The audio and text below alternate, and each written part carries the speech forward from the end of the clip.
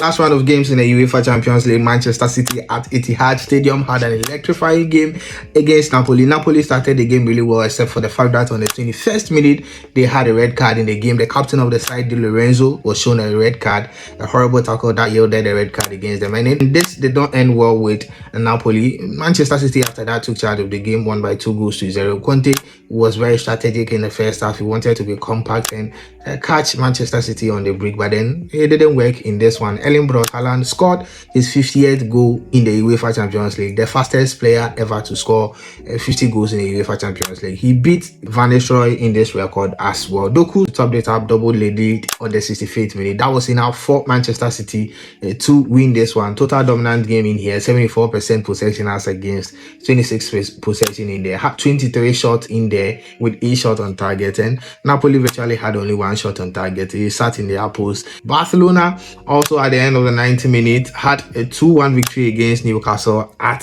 St. James's Park. This was a tight game from the blast of the whistle, but then in the second half, Marcus Rashford gave an incredible goal, beautiful header from Marcus Rashford on the 58th minute, and topped it up with an amazing strike from outside the box on the 67th minute to make Barcelona get the lead in this one. And Gordon had to pull one back for Newcastle United on the 98th minute for the match to end in 2-1 defeat for Newcastle at St. James's Park. This match had everything. It was very exciting. The intensity in the game was top notch, and Hansi Flick can be proud of his men. Lamine Yamal was absent in this game, but it was no problem at all because Rafinha stepped up on the right side of attack, and Marcus Rashford was incredible in this game as well. His return to England, he showed an amazing performance at St. James's Park in there. And Sporting CP also won by 4-1 against Kairat Almaty in there. This was a game for Sporting CP to win, so it was not that surprising for me to see this result at Hohe Alvalade in there as well. And Frankfurt also won by 5-1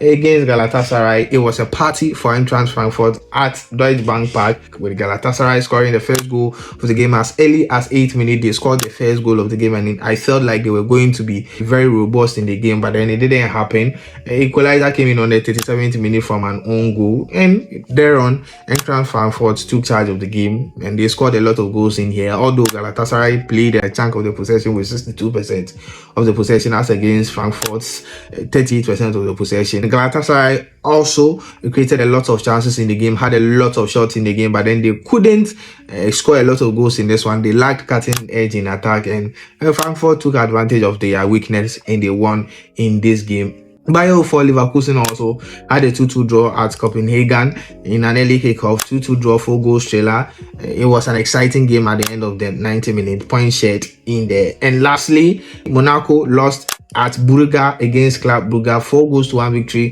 for Club Brugge in here. Ansu Fati was on the score sheet for Monaco on his return in the UEFA Champions League for Monaco, but then it wasn't good enough for Monaco to get a win. It was 4-1 victory for Club Brugge at Brugge. Good game for them, 3 points amassed in there as well. Thank you for sticking with me through this brief review. My name has always been Anderson. Stay safe and bye-bye.